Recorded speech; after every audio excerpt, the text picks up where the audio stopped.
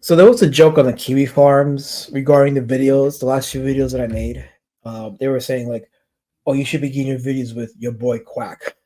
That's a reference to Richard C. Meyer. Um, of course, the joke is that my character Road Warrior Drake is a duck character, but he's not a duck. He's a beast citizen. There's no, there's no two ways about it. He's a beast citizen. He's not the D. I don't use the D word in my book. I don't use the D word in any of the literature that I put out there. I don't condone use of the D word. It's racist. It's oppressive.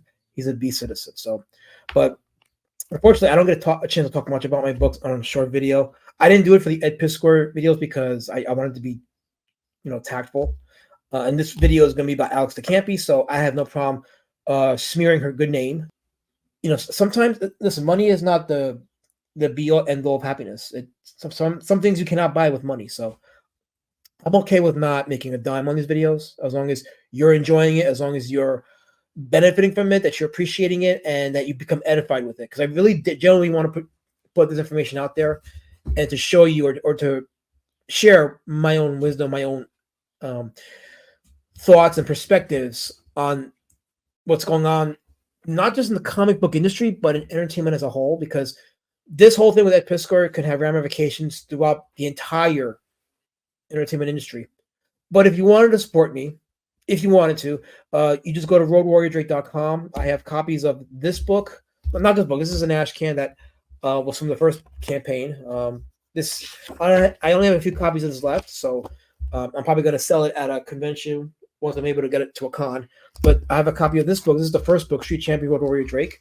If you like Eastman and Laird, the original '80s Ninja Turtle, it's got that flavor, that art style, with a little bit of Lynn Ward in it. I even talked about Lynn Ward in one of my streams.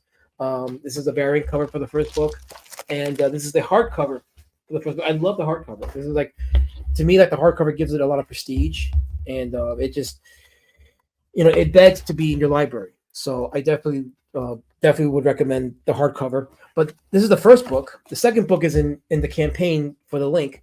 The second book, Beast Citizen Road Warrior Drake. You can get both books as well as the ash can that's there, Pumpkin War Patch. So if you want to support me that way, that at least that way you will get something for your money. I'm not just gonna just take money and you get nothing for it, but you'll get something. So consider that. Otherwise, just enjoy the videos and feel free to offer your thoughts. I've been edified myself with your comments on the last few videos that I've done. You guys have actually imparted some wisdom on your end, and I appreciate that.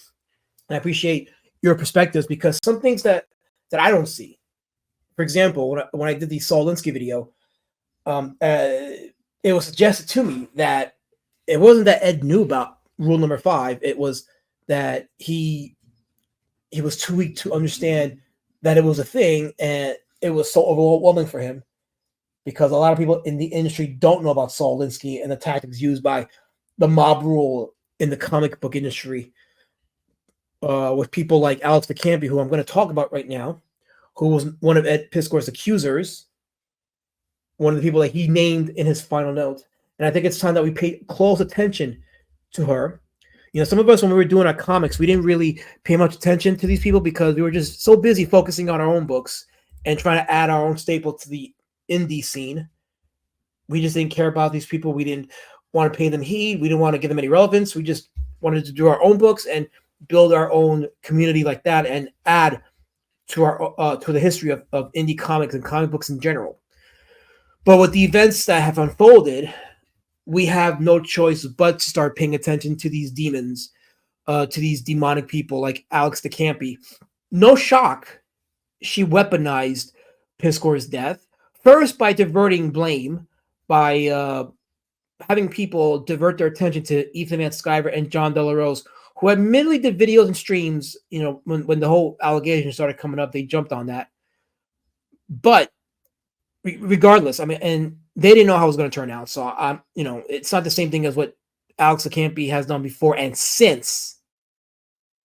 But she weaponized these people to divert the blame for where Ed Piskor named the blame, which is Alex the Campi, Ramon Villalobos, and a bunch of others. And I'll do videos on each one because why not? Like I said, it's time to start paying attention to these people now. We have to keep our eye on them because their reach is very vicious, demonic, destructive. And I also wanted to divert attention to this particular tweet because, and she says she does this more than once, where she white knights, no pun intended, for women and minorities, talking about comics need to do better. In another tweet, she talked about, every big name, white comics guys follows me. This is what happens when you don't stand up for marginalized people in your industry. We deal with this shit constantly, and you can't be bothered to say, hey, maybe stop attacking female POC and our queer creators.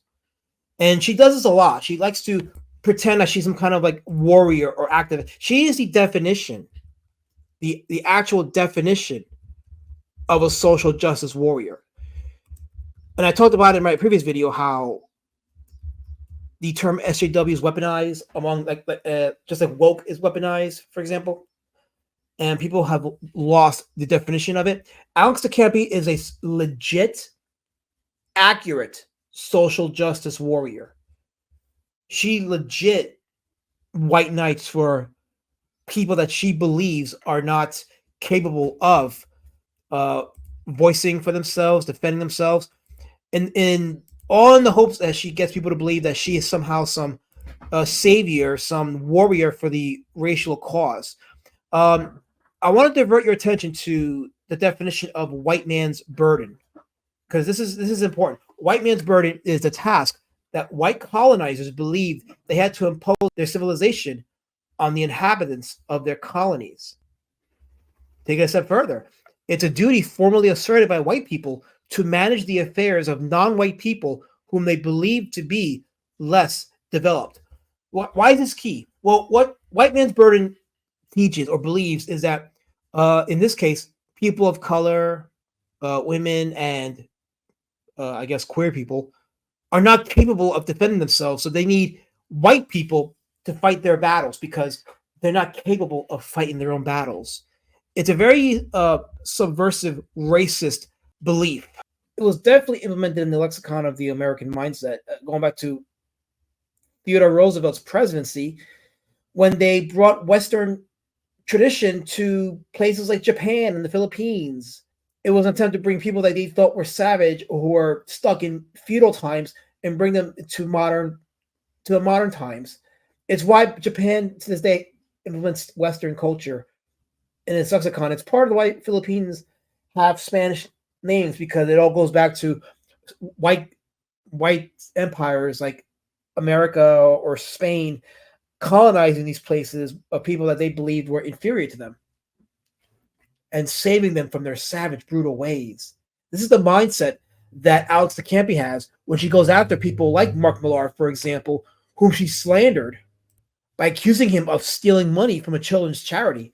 It was so bad that Millar himself had to come out and to take Alex de Campi to task for her slander, in which he told her that the 5K went to the 158 primary kids at his school, and letting her know that it was for charity.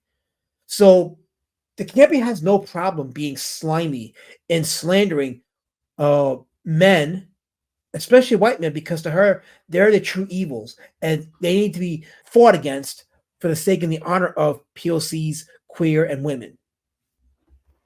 But in all her snarkiness, she has not, since Ed's death, she has not expressed any kind of remorse for him or his family, going as far as to throw shade on the people that are expressing remorse over his death, challenging Ed Piskor's fans and the cartoonist kayfabe fans to name a specific panel of his that they loved, and has not since taken any form of accountability with her words or her actions since Piskor's death. And now attention is being given to a book that she wrote, being promoted by 2000 AD Comics, and there is called to begin a boycott of that book in many of the comic book stores that are selling it, promoting it, whatever the case is.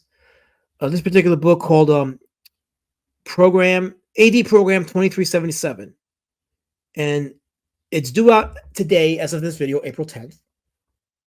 And there is a call to boycott it. And it's funny because she was named in Ed Piskor's final note. She was clearly named. She had a hand in what happened to him. But there's no calls to cancel her. There's no calls to boycott her, to get her out of the industry, to take her name out of the book, or to even not promote her. It's amazing how that works. It's amazing how no accountability for her. It's business as usual. And a lot of people are admittedly angry about this. And I personally think the best way to handle it is while it's closed. Boycott while it's closed. Hit them where it hurts the most with the money. Awareness and lack of money is the only way you can remove Alex de Campi's stranglehold and power over this industry. And I am amazed at how she even has that type of power in an industry that is geared towards men. This is, to me, mind-boggling that this British-born woman has this much power in American comic book industry like this. And I think if she had just stuck to just writing her stories, she probably would have been a blip in the comic book lore. But it's amazing how she has the type of influence she has now, how she managed to crawl her way as far up as she is, and now she is responsible, as per the man himself, for the death of a comic book creator. And it boggles my mind that the book company and the comic shops are selling this book. Like this is insane. It's insane that they have no qualms putting on their shelves a book with the name of a woman who was named in someone's suicide note as being one of the reasons he was driven to suicide. It's amazing that they're not blinking twice about it. It's almost like death means very little in the Me Too movement.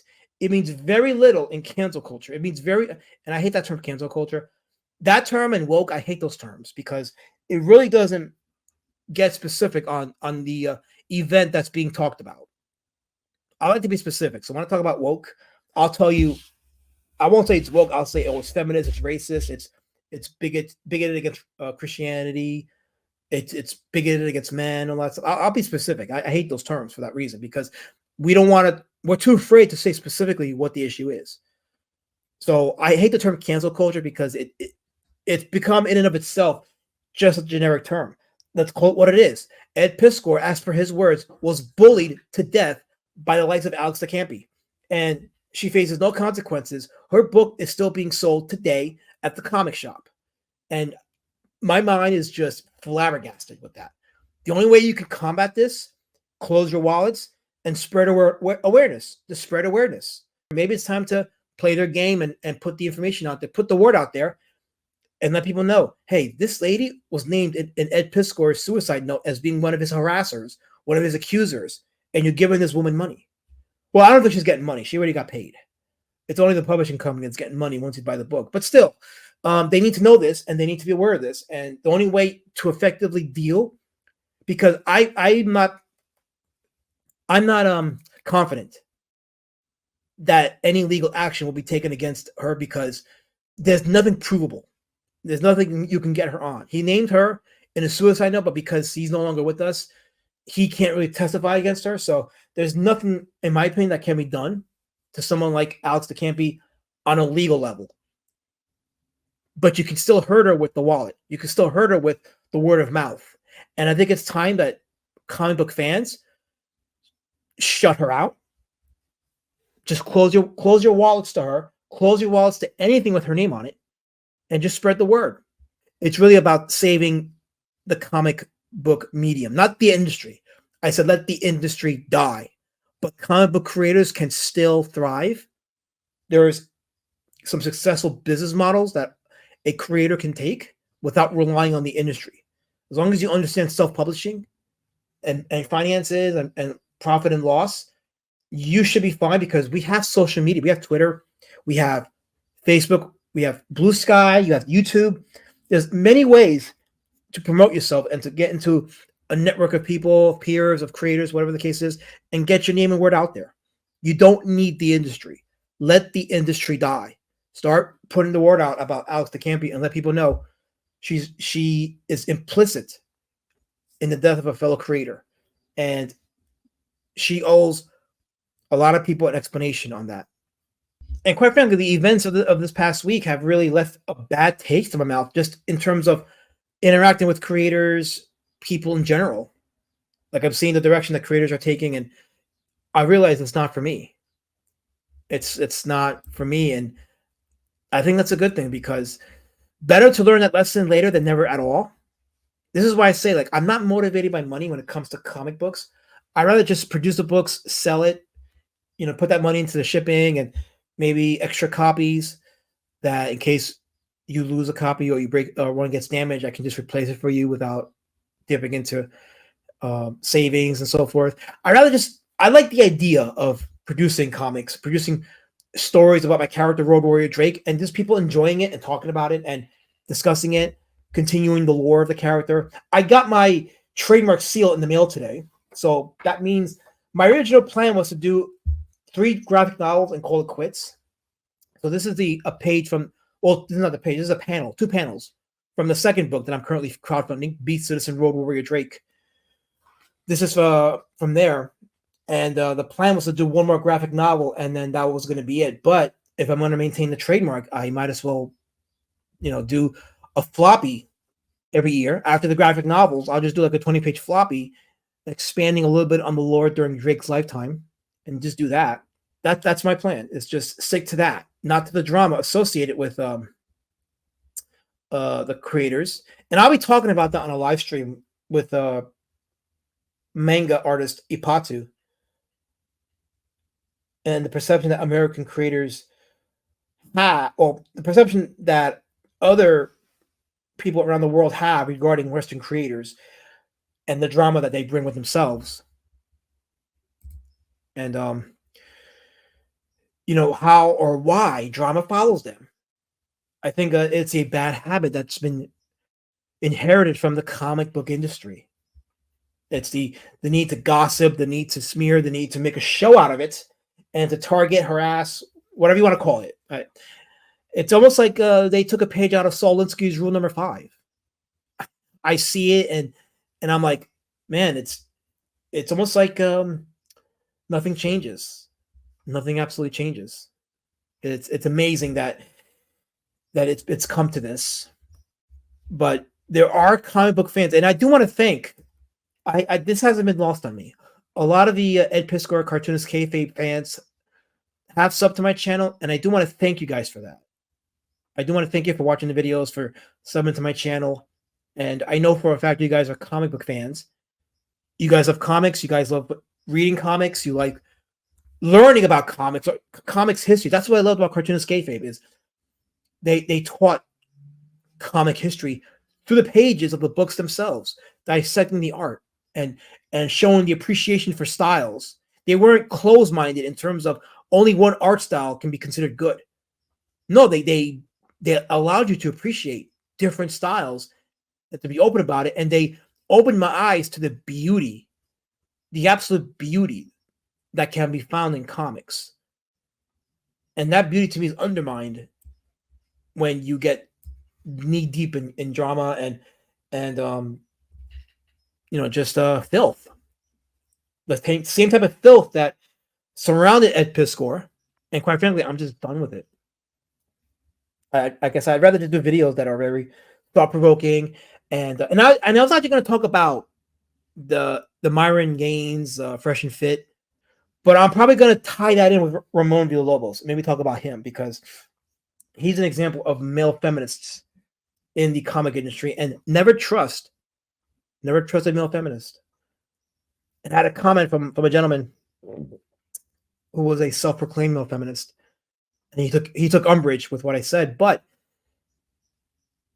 I'm sorry that I don't trust male feminists. It is not in a man's nature to vouch for the quote-unquote women's rights, especially when women have the same inalienable rights that men do. You're talking about special rights, and that's not equality. That's an attempt at supremacy, and that's against nature. But as of right now, she has her Twitter locked, which means that she is not accepting any follows unless she approves of it. Her tweets are protected. She doesn't know how to accept accountability. No surprise. This is her library of books. So you can see exactly the mindset with which she operates and writes her stuff. She's not, like I said, definitely the definition of a social justice warrior. And just never forget what she did. Keep the conversation going, and just remember clearly in a league with people that show utmost contempt for men. She's not your friend. She doesn't care about a man's life. She doesn't care about a man's role in society. To her, a man's role is just a tool for her own success and a tool for her own activism. And make no bones, she's used her books for activism, just like she used Ed Piskor's death for activism and trying to make herself a victim. Very disgusting, very sociopathic, disrespectful to the family, to the grieving family, as well as the memory of the man who really was maligned and slandered by a couple of women who knew what they were doing and took it upon themselves to destroy a man's life. And I've already covered Molly Dwyer and Molly Wright's stuff in individual videos, so you can check those out if you haven't seen it. But never forget, these people hate men. These people view men as expendable tools for their own ladder of success. Stop giving them your money. They are they're sexist, discriminative, racist people. They're evil incarnate. Don't feed them any money. Just let them dry out in the desert of shame, guilt, and mediocrity that they themselves have made. It's the only way you can really combat this. Do I see this changing? I don't know. I really don't know. I don't know if this will ever change. I don't know if this industry is ever. The industry themselves is not going to bend because they would have already said something as a whole regarding Piskor's tragedy. Instead, they white knighted for his accusers, and it's amazing that the man gave himself. He gave all of himself to the comic book industry, only for them to shit on him at the end of the day. Not a peep regarding defending him against allegations, because we are innocent until proven guilty.